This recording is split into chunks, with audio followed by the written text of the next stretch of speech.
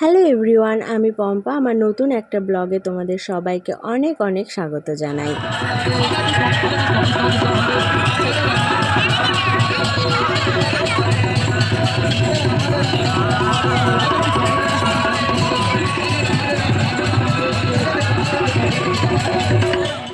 কোথায় এসেছি তোমরা তো দেখে বুঝতেই পারছো। হ্যাঁ, রথের মেলায় এসেছি। তো আজকে হচ্ছে রথ, মানে সোজা রথ। আজকে হচ্ছে জগন্নাথ দেব তার মাসির বাড়িতে আসবে, তো সেজন্যই অপেক্ষা। এতক্ষণেও রথ মানে আসেনি এখানে, তো তার জন্যই সবাই অপেক্ষা করছে। দেখতেই পাচ্ছ সবার ফোনের ক্যামেরা অন, আর এদিকে হরে কৃষ্ণর তালে অনেক মানে নাচানাচি হচ্ছে, বেশ আনন্দ হচ্ছে। প্রচণ্ডই ভিড় এখানে, এত প্রচণ্ড ভিড় আর মানে বলা যাচ্ছে না, এত ভিড়। আর হচ্ছে কি রথটা এখান দিয়েই আসবে বলে সবাই সেই জন্যই অপেক্ষা করছি। তো আমিও তার জন্যই অপেক্ষা করছি, এত প্রচণ্ড ভিড়। তো তার জন্য অনেকটাই পেছনে রয়েছি। সামনে দেখতে পাচ্ছ অনেকটাই ভিড়। আর হচ্ছে রথটা এখানে থাকবে হচ্ছে মানে জগন্নাথ দেব মাসির বাড়ি আসছে, তো সেখানে এই মাঠেই মানে 7 দিন যাবৎ রথটা থাকবে।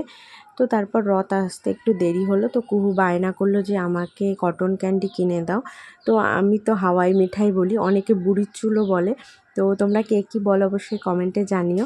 এই দেখো কালারফুল হাওয়াই মিঠাই, আগে অনেক কালারের হতো, এখন বেশিরভাগ পিঙ্ক আর স্কাই কালারেরই হয় হাওয়াই মিঠাইটার। আগে হচ্ছে গিয়ে 1 টাকার প্যাকেটের মধ্যে 4টে করে থাকতো, 2 টাকার প্যাকেটে 4টে করে থাকতো, কিন্তু এখন দেখো কটন ক্যান্ডিগুলো অনেকটা বড় বড় থাকে, এমনকি দাম 50 টাকা, 40 টাকা, 60 টাকা এরকম নেয়। তারপরে 20 টাকাও আছে হয়তো একটু ছোটো সাইজ।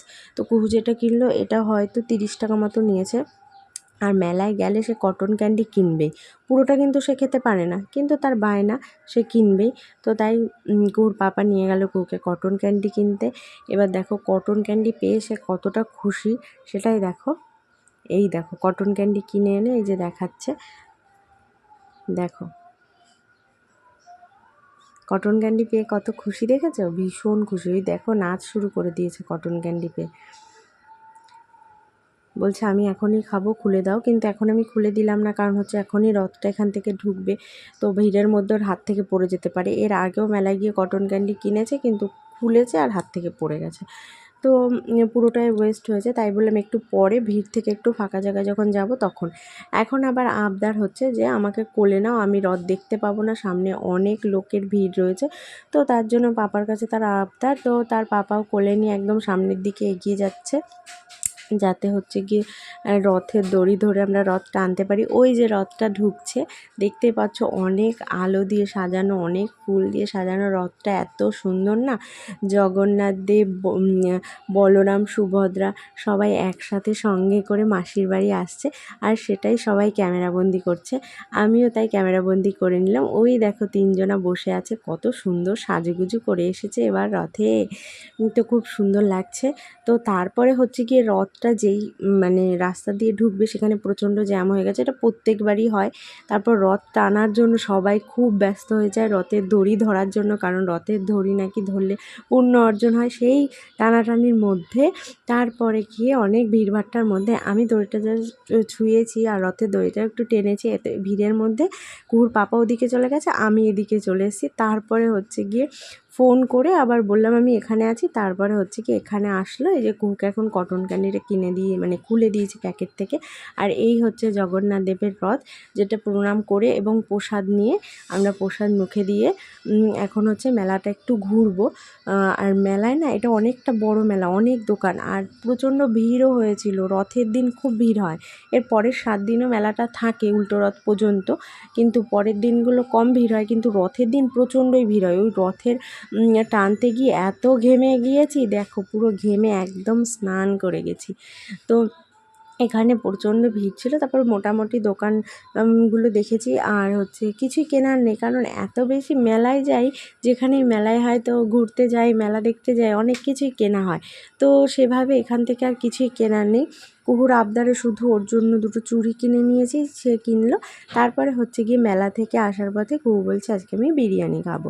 তো কুহুর পাপা বললো ঠিক আছে, মেলায় তেমন তো কেমন কিছু খায়নি, চলো একবারে বিরিয়ানি খেয়ে তারপরে হচ্ছে গিয়ে বাড়িতে যাই। আমি বলছিলাম যে না, বাড়িতে রাতের খাবার করা রয়েছে। তো ওর পাপা বললো না না, বিরিয়ানি খেয়েই তাহলে একেবারে যাই, যা রয়েছে তুমি রেখে দিও, ওটা ফ্রিজে রেখে দিও ভাতটা, পরে কাল সকালে গরম করে খাওয়া যাবে। তো তার জন্য আমি আর হচ্ছে গিয়ে না বললাম না, কারণ বিরিয়ানি খেতে তো আমিও ভীষণ ভালোবাসি। তো তার জন্যই চলে এসেছি বিরিয়ানি খেতে। আর এই জায়গাটাই আমরা বেশিরভাগ বিরিয়ানি খেতে আসি। এখানে বিরিয়ানির টেস্টটাও খুব ভালো লাগে, আর মানে ফ্লেভারটাও খুব ভালো, বিরিয়ানিটা খুব টেস্ট হয়, তাই এখানেই চলে এসেছি। এখানে দেখো কুকুর পাপার তো একটা আলাদাই জগৎ আছে ওর ফোনের মধ্যে, যেখানেই যাক সেটা নিয়ে একটু ব্যস্ততা থাকবেই, কোনো দিকে উষ্ণই দেখো ফোনের মধ্যে কিসে যে এত ব্যস্ত থাকে, গেম খেলে সারাক্ষণ।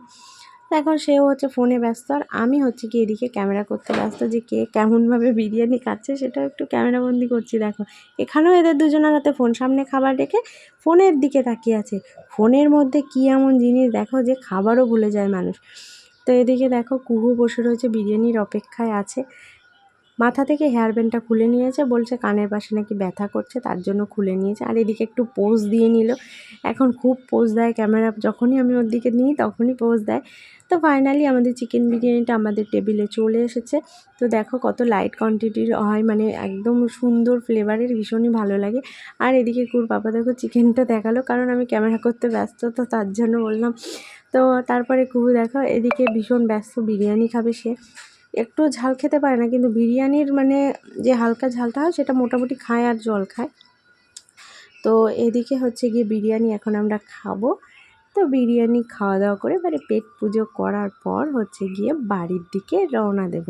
তো আজকে রথের মেলাটা খুব ভালো কাটলো। আর তারপরে হচ্ছে গিয়ে বিরিয়ানি, বিরিয়ানি হলে কি খারাপ হয় বলো, বিরিয়ানি মানেই তো একদম সেরা সেরা। তারপরে এখন আমরা বিরিয়ানি খেয়ে নিচ্ছি, এখন যাব বাড়িতে। তো চলো টাটা বাই, আজকের ব্লগটা এখানে, ভালো লাগলে লাইক শেয়ার কমেন্ট করো।